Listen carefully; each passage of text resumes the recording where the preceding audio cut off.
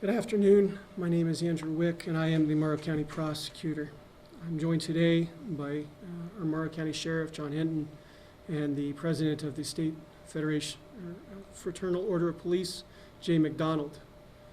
I wish to express our continued thanks for the prayers and support that our Sheriff's Office and law enforcement community have been getting over the last couple of weeks. I'm going to ask that everyone continues to pray for Deputy Sherrer's family, his fiancée, and our law enforcement community at large.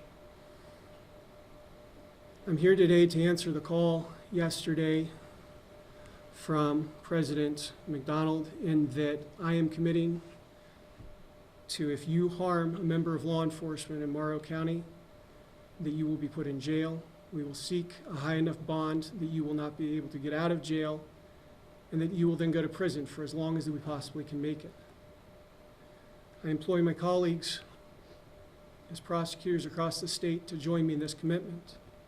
Our first responders are our front line, but we must have their backs and must be committed to making the cost of attacking law enforcement or any first responders so high that it dissuades anyone from doing so in the future. As it relates to the case involving the murder of Deputy Sherrer, I have a prepared statement, but will not be taking questions as I am ethically constrained to only publicly filed court documents. This morning, June 6, 2025, a 14-count indictment was returned by the Morrow County Grand Jury.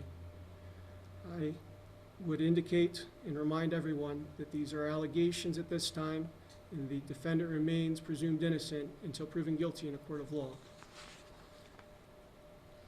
In the indictment, count 1 is aggravated murder for the purposeful killing of Deputy Daniel Sherrer, who was acting as a law enforcement officer at the time.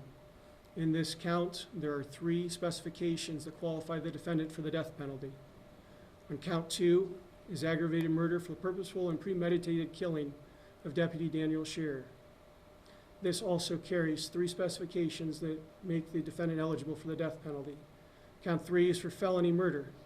Count 4 is the felonious assault on a police officer causing serious physical harm. Count 5 is felonious assault on a peace officer with a deadly weapon. Count 6 is for the attempted murder of the defendant's brother-in-law.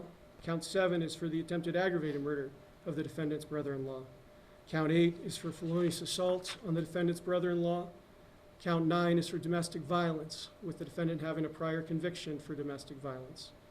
Count 10 is for the unlawful discharge of a firearm into a habitation. Count 11 is for the unlawful discharge of a firearm on or across a public roadway. Counts 12 and 13 are for the possession of the firearms, which were criminal tools, and their utilization in this case. And count 14 is for the discharge of a firearm while intoxicated. Counts 1 through 11 have specifications that would require an additional 3-year sentence for the defendant's use of firearms in the commission of this offense.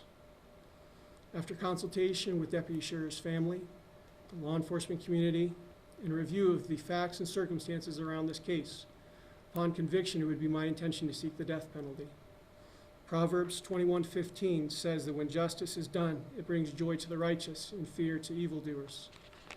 I stand committed with my office and our law enforcement community to seek justice for the fallen Deputy Daniel Sherrer and the law enforcement community in Morrow County and abroad. Thank you.